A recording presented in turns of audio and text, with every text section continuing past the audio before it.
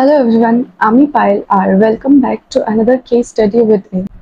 তোমরা তো জানোই ওয়েস্ট বেঙ্গলে কিছুদিন ধরে কি পরিমাণ গরম পড়েছে। আর অনেকদিন পর আজকে আমাদের এখানে বৃষ্টি হয়েছে, যার জন্য ওয়েদারটা ভীষণ ভালো লাগছে। আজকের স্টোরিটা শোনানোর আগে আমি তোমাদের সবাইকে বলবো যে তোমাদের যদি ক্রাইম স্টোরি শুনতে ভালো লাগে তো অবশ্যই আমার চ্যানেলটাকে সাবস্ক্রাইব করো। আমি ফিউচারে আরো এরকম অনেক ক্রাইম স্টোরি তোমাদের সামনে তুলে ধরবো। ফিউচারে সেই সব স্টোরিগুলো দেখার জন্য অবশ্যই আমার চ্যানেলটাকে সাবস্ক্রাইব করে দিও। তো চলো আর দেরি না করে আজকের স্টোরিটা শোনা যাক।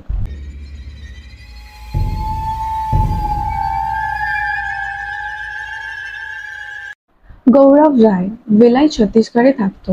গৌরবের বাবা আর্মিতে কাজ করে আর গৌরবের মা একজন হাউসওয়াইফ। গৌরবের একটা বড় দাদাও ছিল। আর যেহেতু গৌরব বাড়ির সব থেকে ছোট, তার জন্য গৌরবকে সবাই খুব ভালোবাসতো, খুব প্যাম্পার করে রাখতো। গৌরব ছোট থেকেই স্মার্ট ছিল, পড়াশোনায় সবসময় এগিয়ে থাকতো। গৌরব যখন 21 বছর বয়স হয় তখন ও শঙ্করাচার্য মহাবিদ্যালয় থেকে নিজের এমবিএ পড়া শুরু করে। গৌরব স্মার্ট তো ছিল, আর স্মার্ট হওয়ার সাথে সাথে অনেক বেশি ফ্রেন্ডলি, লাভেবল আর খুব বেশি ফ্র্যাঙ্ক ছিল। সবসময় হাসি খুশি থাকতে পছন্দ করতো, আর গৌরবের যত ফ্রেন্ডসরা ছিল সবাইকে হাসি খুশি রাখতে পছন্দ করতো। গৌরবের ফ্রেন্ডরাই এটা জানিয়েছে যে তারা গৌরবকে কোনোদিনও স্ট্রেসড বা ডিপ্রেশনে থাকতে দেখেনি। কিন্তু 28 জানুয়ারি দিনকে এমন কি হলো যে গৌরব সকালে মর্নিং ওয়াকের জন্য বেরিয়ে আর বাড়ি ফিরে এলো না। So let's learn a little more about today's case revolving around Gaurav Rai. এখন যেই সময়ের কথা বলছি সেই সময় গৌরব অনেক বেশি খুশি ছিল। গৌরবের সাথে সাথে ওর ফ্যামিলির লোকেরাও অনেক বেশি খুশি ছিল, কারণ কিছুদিনের মধ্যেই গৌরবের যে বড় ভাই ছিল তার বিয়ে হতে চলেছিল। কিন্তু কিছুদিনের মধ্যে গৌরবের এক্সামও হতে চলেছিল, তার জন্য খুশি থাকার সাথে সাথে ও এক্সামের প্রিপারেশনটাও খুব ভালোভাবে করছিল। লাস্ট 2 সপ্তাহ ধরে গৌরব সকাল সকাল উঠে সারাদিন পড়াশোনা করতো, আর সন্ধ্যেবেলা 7টা 8টা নাগাদ একটু বন্ধুদের সাথে বাইরে ঘুরতে যেত। আর কয়েক সপ্তাহ ধরে এটাই ওর রুটিন হয়ে গেছিল, সকালবেলায় ঘুম থেকে ওঠো, পড়া করো, আর সন্ধ্যেবেলা একটু বন্ধুদের সাথে আড্ডা দিতে যাওয়া। 30শে জানুয়ারি গৌরব সকালবেলা 4টের সময় ঘুম থেকে উঠে মর্নিং ওয়াকে যাওয়ার জন্য বেরিয়ে যায়। এর আগে গৌরব কোনোদিনও মর্নিং ওয়াকের জন্য যায়নি। এই দিনেই প্রথম গৌরব সকালবেলায় মর্নিং ওয়াকের জন্য যায়। আর গৌরবের বাড়ির লোকেরাও এটা খুব ক্যাজুয়াল ভাবেই নেয় যে সকালবেলা ঘুম থেকে উঠে গৌরব মর্নিং ওয়াকে যাচ্ছে। এটাতে মানে সাসপিশিয়াস তো কিছু ছিল না, তার জন্য বাড়ির লোকেদেরও কোনো প্রবলেম ছিল না। কিন্তু একটা মানুষ মর্নিং ওয়াক কতক্ষণ করে? আধ ঘন্টা, খুব জোর 1 ঘন্টা। কিন্তু সেদিনকে সকালবেলা 6টা বেজে যায় আর তখনও পর্যন্ত গৌরব তার বাড়িতে ফিরে আসে না। সেই জন্য গৌরবের মা অনেক বেশি টেনসড হয়ে যায় আর গৌরবকে কল করতে থাকে, কিন্তু গৌরব কল পিক করে না। তখন গৌরবের মা ভাবলো যে গৌরব হয়তো তার ছোটবেলাকার বন্ধু পরম তার বাড়িতে গেছে। তারপর গৌরব যখন কল রিসিভ করলো না তখন গৌরবের মা পরমকে কল করে, আর পরমকে কল করে জিজ্ঞাসা করে যে গৌরব তাদের বাড়িতে আছে কিনা। কিন্তু পরম বলে যে না, গৌরব তার বাড়িতে নেই। তখন গৌরবের মা একটু টেনশনে পড়ে যায় আর গৌরবের দাদাকে বলে যে গৌরব কোথায় আছে তাকে খোঁজার জন্য একটু বাইরে গিয়ে দেখতে। গৌরবের দাদা বাড়ি থেকে বেরিয়ে সবার প্রথম পরমের বাড়িতেই যায়। পরমের বাড়িতে গিয়ে জানতে পারে যে গৌরব তো কখনো পরমের বাড়িতে আসেইনি।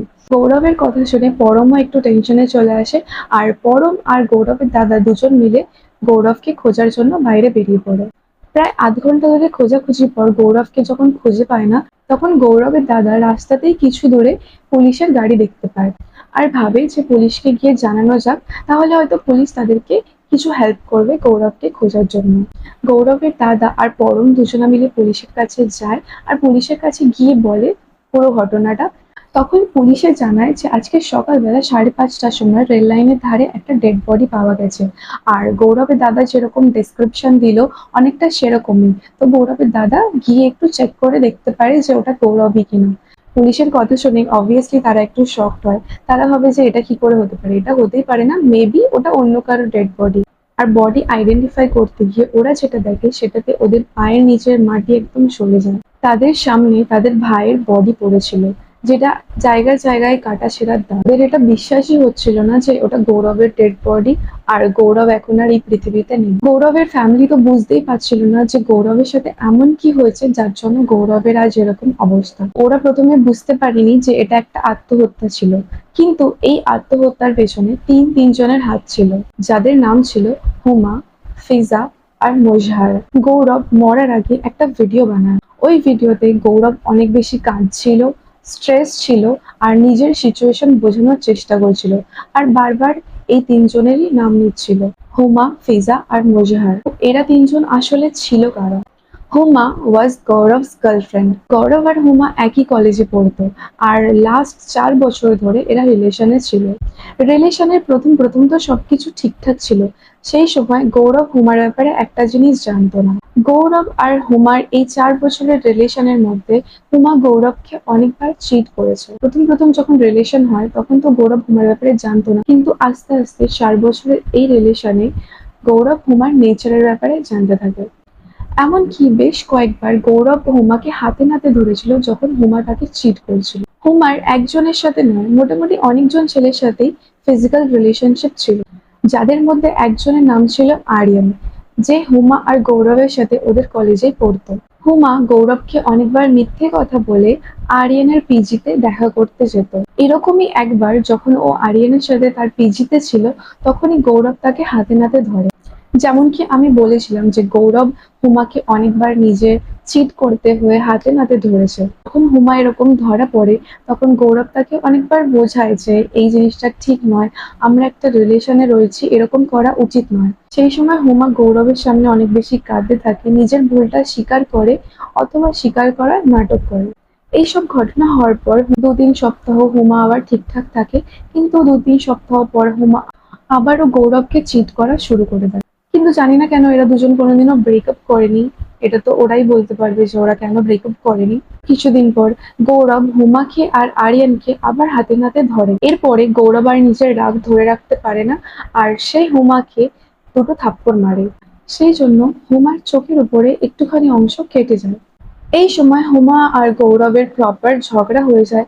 কিছুদিন পর এদের দুজনকে আবার একসাথে দেখতে পাওয়া যায়। কিছুদিন পর হুমা আর গৌরব একটা পেট্রোল পাম্পে ছিল, তখন হুমার দাদা গৌরব আর হুমাকে একসাথে পেট্রোল পাম্পে দেখে নেয়। আর হুমার বাড়িতে এটা একদমই জানতো না যে হুমা কারোর সাথে কোনো রকম রিলেশনশিপে আছে। অ্যাকচুয়ালি হুমার ভাই আর বোন ছাড়া ওর বাড়িতে ওর মা বাবা কেউই জানতো না যে ও রিলেশনশিপে আছে। আর হুমা কোনোদিনও চায়ওনি যে তার বাড়ির লোক জানতে পারে তার রিলেশনের কথা। ফিজা হচ্ছে হুমার বড় দিদি। হুমা যখন বাড়িতে গৌরবের সাথে কথা বলছিল, তখনই কয়েকবার ফিজা তাকে হাতে নাতে ধরে গৌরবের সাথে কথা বলার সময়। তখন ফিজা হুমাকে হুমকি দেয় যে তুমি গৌরবের সাথে কথা বলা বন্ধ করো, না হলে এটা খুব খারাপ হবে। আর সেই দিনকে পেট্রোল পাম্পে যখন হুমা আর গৌরবকে একসাথে দেখে, তখন হুমার ভাই বাড়িতে এসে সবকিছু বলে দেয় যে হুমা এখনো গৌরবের সাথে কথা বলে। তারপর হুমা যখন বাড়িতে পৌঁছায় তখন ফিজা তাকে জিজ্ঞাসা করে যে তুই এখনো পর্যন্ত গৌরবের সাথে কথা বলা বন্ধ করিসনি। তখন হুমা তার বাড়ির লোককে, তার বড় দিদিকে বলে যে না, তারা 3-4 মাস আগেই ব্রেকআপ করে নিয়েছে। কিন্তু তারপরেও হুমার বাড়ির লোক বিশ্বাস করছিল না, কারণ সেদিনকেই পেট্রোল পাম্পে ওদের দুজনকে একসাথে দেখে নিয়েছে। সেই সময় হুমা নিজেকে বাঁচানোর জন্য আবারও মিথ্যা কথা বলে যে আমি নিজের ইচ্ছায় গৌরবের গাড়িতে বসিনি, গৌরব আমাকে ধমকি দিচ্ছিল, ভয় দেখাচ্ছিল, তার জন্য আমি গৌরবের গাড়িতে বসেছি। গৌরব কিছুদিন আগে যেহেতু হুমাকে থাপ্পড় মেরেছিল, তার জন্য তার চোখের উপরে যেই দাগটা হয়েছিল সেটাও দেখালো, দিয়ে বলল যে এটা গৌরব আমাকে মেরেছে। হুমা তার ফ্যামিলিকে এটা বলে না যে গৌরব তাকে থাপ্পড়টা কেন মেরেছিল। এখানে হুমা নিজেকে বাঁচানোর জন্য গৌরবের উপর সমস্ত দোষ চাপিয়ে দেয়। এটা অবভিয়াস ব্যাপার, একটা ফ্যামিলি যখন জানতে পারে যে তার মেয়েকে একটা ছেলে ভয় দেখাচ্ছে, ধমকি দিচ্ছে, তাকে জোর করে নিজের সাথে নিয়ে যাচ্ছে, তখন সেই ফ্যামিলির লোকেরা তো দুটো কাজ করতে পারে। এক, সেই ছেলেটাকে বোঝাতে পারে, আর নয়তো সেই ছেলেটাকে পুলিশে ধরিয়ে দিতে পারে। কিন্তু এখানে ব্যাপারটা এমন হয়ে গেছিল যে গৌরব হুমাকে মেরেছিল, আর তার জন্য হুমার দিদি ফিজা গৌরবকে কল করে জিজ্ঞাসা করে তোমার সাহস কি করে হলো আমার বোনের গায়ে হাত তোলার। আর ফিজার বয়ফ্রেন্ড মুজহার, সেও গৌরবকে বারবার কল করতে থাকে, উল্টোপাল্টা কথা বলতে থাকে। মুজহার গৌরবকে কল করে ধমকি দিতে থাকে, তার কারণ তারা জানে যে গৌরব হুমাকে বিরক্ত করছিল, ভয় দেখাচ্ছিল। কিন্তু তারা ব্যাস এক সাইডের গল্প শুনেছে, আরেক সাইডের গল্প তো তারা শোনেনি। সেই সময় হুমার ফ্যামিলির তরফ থেকে যেই অ্যাকশনস গুলো নেওয়া হয়েছিল দোজ আর কমপ্লিটলি রং। কারণ তারা এক সাইডের গল্প শুনেছিল, আরেক সাইডের গল্প তো তারা জানতোই না। তারা যদি গৌরবকে একবার বলার সুযোগ দিত, তাহলে তারা জানতে পারতো যে তাদের মেয়ে কিরকম, আর গৌরব আজকে বেঁচে থাকতো। 25 জানুয়ারি মৈশা গৌরবকে দেখা করার জন্য ডাকে। সেই সময় গৌরব অনেকটাই ভয় পেয়েছিল, তার জন্য গৌরব তার কিছু ফ্রেন্ডদেরকে সাথে নিয়ে দেখা করতে যায়। গৌরবের এই ডিসিশনটা একদম ঠিক ছিল, কারণ যখন দেখা করতে যায় তখন মৈশারও তার সাথে কিছু লোককে নিয়ে এসেছিল। এটা শুনে বোঝাই যাচ্ছে যে মৈশার তার সাথে যেই লোকগুলোকে নিয়ে এসেছিল তাদেরকে গৌরবকে মারার জন্য নিয়ে এসেছিল। সেই সময় মৈশার গৌরবকে বলে যে আজকে তো তুই তোর ফ্রেন্ডদেরকে নিয়ে এসেছিস বলে বেঁচে গেলি, কিন্তু এরপরে কখনো না কখনো তো তুই একা থাকবি, কখনো না কখনো তো তুই কলেজ থেকে একা আসবি, তখন তোকে মারবো। এই জিনিসটা তো কেউই জানতো না যে কতদিন ধরে হুমা, ফিজা, মৈশার গৌরবকে টর্চার করেছিল মেন্টালি, ফিজিক্যালি। এই সবকিছু হয়েছিল হুমার জন্য। হুমা নিজেকে বাঁচানোর জন্য গৌরবের উপর এত বড় একটা ব্লেম করে। মেন্টালি, ফিজিক্যালি টর্চার করার পর গৌরবের জন্য জিনিসটা এতটাই খারাপ হয়ে গেছিল যে ও এটা আর সহ্য করতে পারলো না। কিন্তু গৌরবের আশেপাশে যেই তার ফ্রেন্ডস, তার ফ্যামিলির লোকজন, তারা কোনোদিনও এই ব্যাপারটা বুঝতে পারেনি। কারণ আমি প্রথমেই বলেছিলাম গৌরব খুব হাসি খুশি থাকতে পছন্দ করতো। সে কোনোদিনও তার আশেপাশের লোককে বুঝতে দেয়নি যে সে কতটা ডিপ্রেশনে আছে। গৌরব আত্মহত্যা করার একদিন আগে ওর ভিডিওটা বানিয়েছিল, আর গৌরব যখন আত্মহত্যা করে তার কিছুক্ষণ আগে সে ওই ভিডিওগুলো তার বন্ধুদেরকে সেন্ড করে আর আত্মহত্যা করে। গৌরব যদি তার ফ্যামিলি বা ফ্রেন্ডদের সাথে এই কথাটা শেয়ার করতো, তাহলে হয়তো আজকে গৌরবের এই পরিণতি হতো না। গৌরবের জন্য ট্রমাটা এতটাই বেড়ে গেছিল যে লাস্ট পর্যন্ত আত্মহত্যা করাটাই ওর ঠিক মনে হলো। সেই জন্য আমি তোমাদেরকে এটা বলবো যে তোমাদের আশেপাশে তোমাদের ফ্যামিলি মেম্বার বা তোমাদের ফ্রেন্ড যারা আছে, তাদের বিহেভিয়ার তুমি যদি বুঝতে পারো যে কিছুটা চেঞ্জ হচ্ছে, তো অবশ্যই তাদের সাথে কথা বলো, জিজ্ঞাসা করো যে তাদের কোনো প্রবলেম আছে কিনা।